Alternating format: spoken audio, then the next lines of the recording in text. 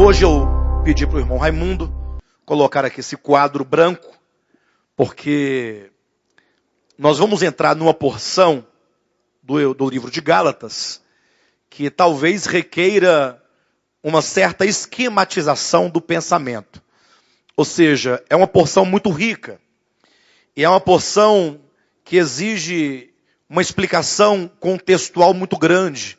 Ou seja, nós vamos estudar aqui o capítulo 3 de Gálatas, a partir do versículo 15, do versículo 15 até o versículo 22. Porção esta que está inserida dentro de um contexto histórico muito grande.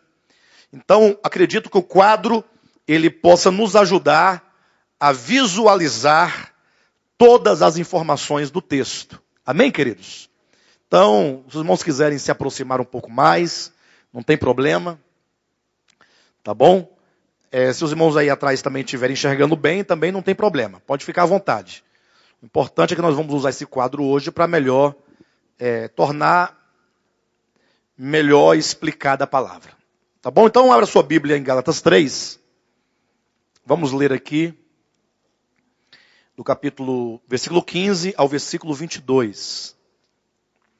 Não nos esqueçamos que nós estamos falando acerca da relação fé versus lei.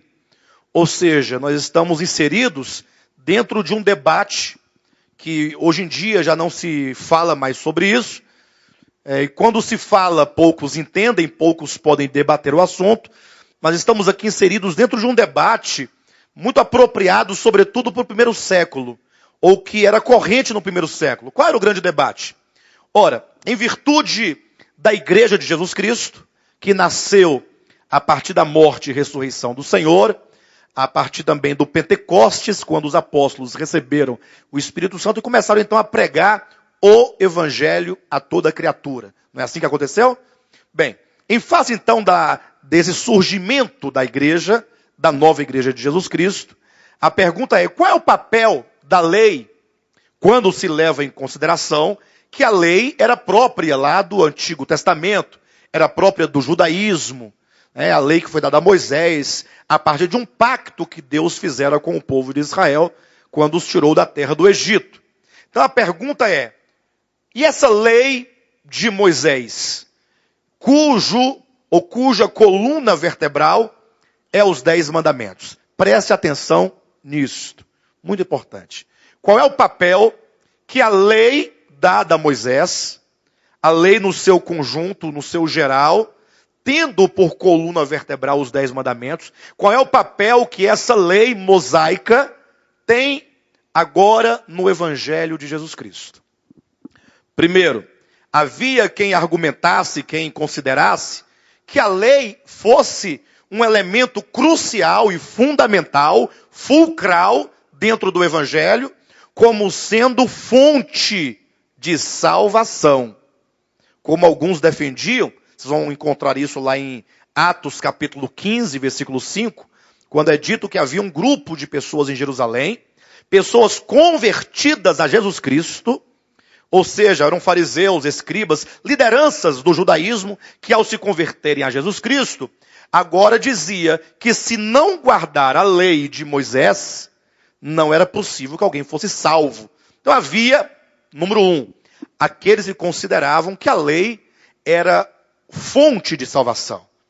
Ou seja, era um elemento fundamental para se determinar a salvação de alguém. Bem, mas havia outros que não acreditavam assim. Não. Eles sabiam que a salvação era pela fé. E pela fé somente. Entretanto, vem o sofisma, né? Que é a meia-verdade. Apareceram aqueles, número 2, que diziam o seguinte: não, a salvação não salva. Entretanto, ela possui um papel fundamental no processo de salvação.